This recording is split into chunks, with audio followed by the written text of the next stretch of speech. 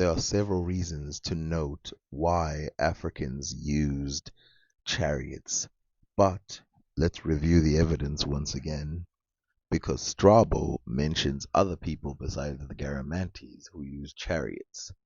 And this time we will mention many other Africans who live close to Ethiopians.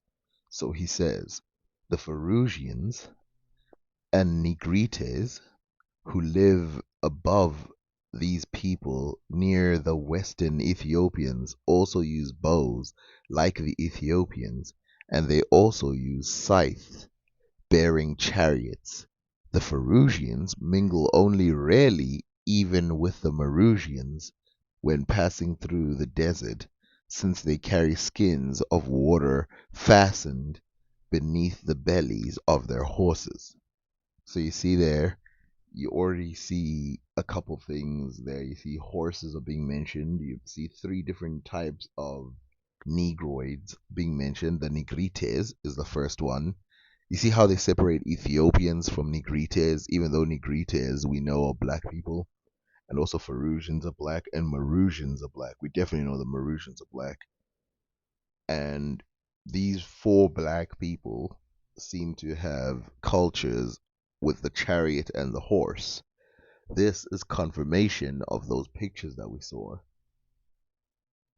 Also, you see, as it says in the bottom, sometimes, however, they come even to Sirta, passing through certain marshy regions and over lakes. Some of them are said to live like the troglodytes. And we know that the troglodytes are an Ethiopian people, as mentioned by Herodotus. Now, I need you to bear with me here because we're about to prove that troglodytes, Garamantes, and Ethiopians are the same thing and that they also used horse drawn chariots. Okay, so it says here from the Agalia at the end of another 10 days' journey is another hill of salt and water and many fruit bearing palm trees all as also in the other places, and men inhabit it who are called Garamantes, a very powerful nation. They lay earth upon the salt, and then sow their ground. From these to the Lotofagi, the shortest route is a journey of 30 days. Among them, the kine that feed backwards are met with bent forward. Therefore they draw back as they feed, for they are unable to go forward because their horns would stick in the ground. They differ from other kine in no other respect than this, except that their hide is thicker and harder.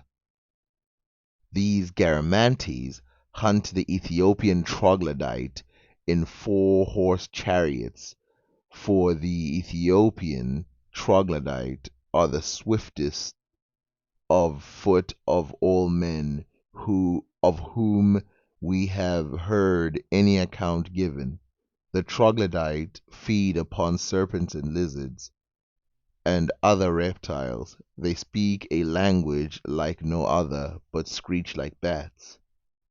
To unpack what we just read, first it describes the land where they live and also describes how they, cultivate salt.